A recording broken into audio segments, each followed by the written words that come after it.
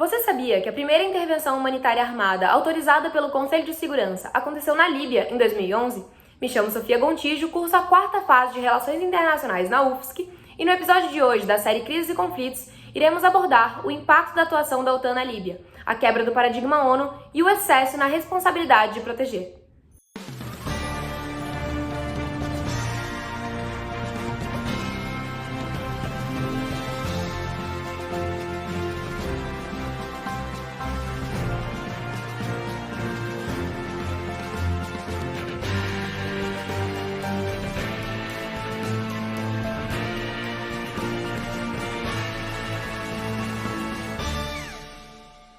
A Líbia, inserida no contexto da Primavera Árabe, foi alvo de uma intervenção humanitária armada, autorizada pelo Conselho de Segurança e realizada pela OTAN, seguindo o princípio da responsabilidade de proteger após a Resolução 1973, que passou no Conselho com 10 votos favoráveis, nenhum contra e 5 abstenções, pelo Brasil, Alemanha, Índia, China e Rússia. A responsabilidade de proteger é um compromisso político global endossado no documento final da Cúpula de 2005, adotado como uma resolução da Assembleia Geral. No parágrafo 138 do documento, declara-se que todos os Estados têm a responsabilidade de proteger sua população do genocídio e dos crimes de guerra, da limpeza étnica e dos crimes contra a humanidade. Seguido do parágrafo 139, que postula o dever dos países em proteger uns aos outros no caso das autoridades nacionais falharem em proteger suas populações dos referidos crimes. Dessa arte, entende-se que a responsabilidade de proteger está pautada no conceito de segurança coletiva, que baseia na manutenção da paz como objetivo primordial e comum a todos os Estados, ou seja, nenhum Estado-membro poderia perturbar a paz ou atacar outro Estado-membro sob ameaça de retaliação por parte de todos os outros Estados-membros,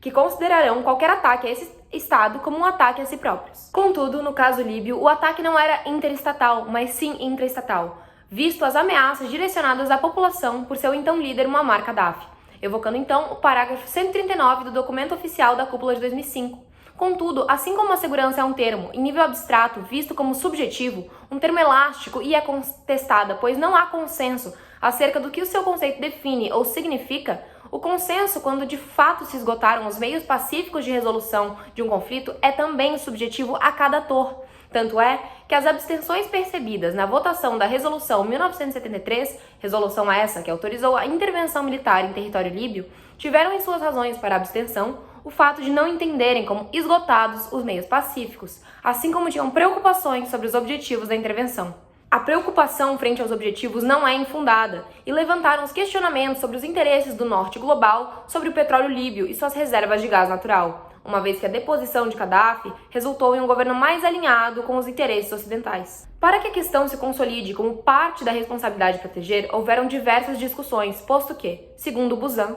para que uma ameaça seja securitizada é necessário se convencer a audiência relevante, pois o processo de securitização é um ato de discurso, de convencimento de que o objeto referente não mais existirá se medidas não forem tomadas. Neste caso, o objeto referente seria a sobrevivência e a integridade da população líbia, sendo a justificativa usada nas pautas de extensão da responsabilidade de proteger, sob a ótica de que os líbios estavam à beira de sofrer atrocidades em massa a mando do seu líder Gaddafi. O processo de convencimento da audiência não encontrou grandes dificuldades, pois os posicionamentos inconstantes, as colocações sobre extermínio da sua própria população e o fato de que Gaddafi não tinha apoio firme e generalizado de outros líderes internacionais, favoreceu a pauta de que o extermínio em massa era uma ameaça real e, portanto, que deveria entrar na esfera securitizada. Contudo, as informações acerca de atrocidades em massa foram questionadas, assim como da natureza indiscriminada dos ataques, pois se sabe que desde o primeiro protesto já haviam relatos de rebeldes armados dentro das manifestações.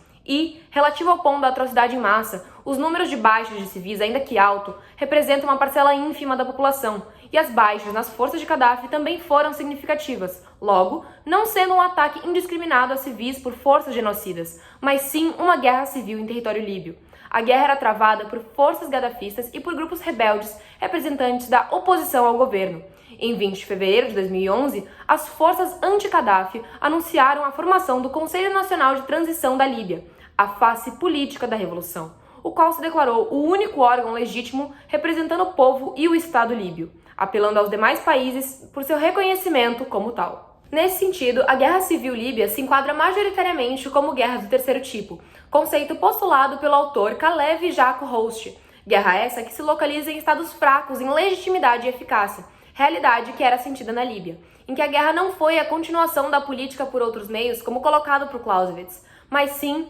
a política em si.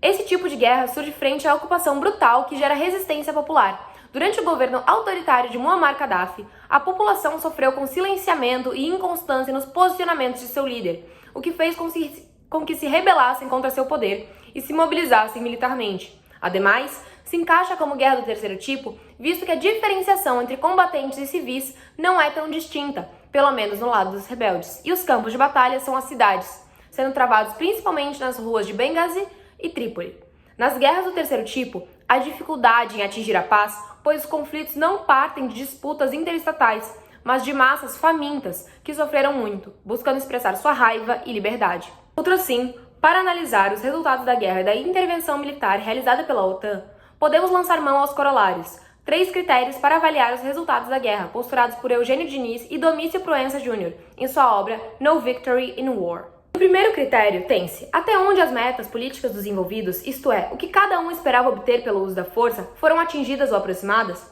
Aqui resumiremos a questão a 3 atores: as forças gadafistas, o Conselho Nacional de Transição da Líbia, os rebeldes, e as forças ocidentais representadas pela OTAN. Sobre o primeiro ator, fica evidente que suas metas não foram atingidas em nenhum âmbito, posto sua derrota e assassinato do líder. Relativo ao segundo ator, contudo, já se tem conquista parcial das metas, visto que o Conselho ascendeu ao governo, por mais que não conte com poder pleno, em razão do cenário de instabilidade gerado pela guerra e questões anteriores a ela. Portanto, focalizando o terceiro ator, a OTAN, o quadro é mais difuso, visto que depende de qual interesse se considera, o declarado ou o entendido por muitos países, principalmente do sul global, de neocolonialismo. Relativo ao interesse declarado de intervenção humanitária para a proteção dos civis, teve-se uma piora sensível do quadro frente à violência da intervenção, causando mais baixas e, portanto, não tendo clareza se sua meta foi atingida ou não, segundo o corolário. Contudo, ao focalizarmos os possíveis interesses neocolonialistas, temos as metas majoritariamente atingidas, visto a deposição do governo gadafista, que era visto como errático por parte das potências ocidentais, por um governo considerado mais estável aos interesses supostamente alinhados ao petróleo líbio. No segundo critério, tem-se, entre os beligerantes, quem aumentou suas chances de garantir ou obter seus objetivos políticos? Apenas os 2 últimos atores, os rebeldes e as potências ocidentais. Não em totalidade para os rebeldes, pois o controle político está dividido entre facções rivais no leste e no oeste, e não há eleições presidenciais desde a deposição e morte de Gaddafi.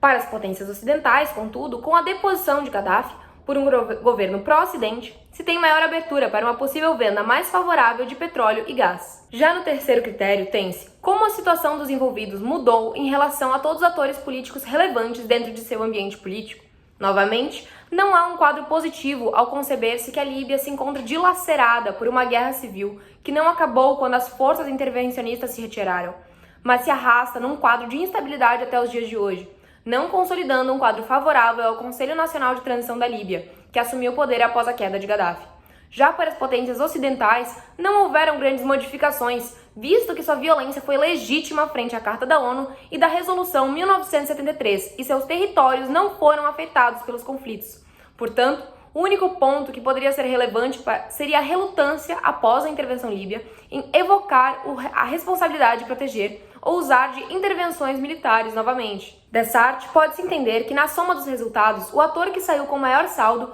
foi o das potências ocidentais, que por mais que não tenha atingido suas metas completamente, pelo menos não saiu prejudicado do quadro, enquanto os outros 2 atores foram diretamente impactados pelo conflito, explicitando o caráter controverso do uso de força em questões humanitárias. Obrigada por assistir, acompanhe os demais conteúdos na playlist Crises e Conflitos. Curta esse vídeo, deixe seu comentário e não esqueça de se inscrever no canal para ficar por dentro das novidades.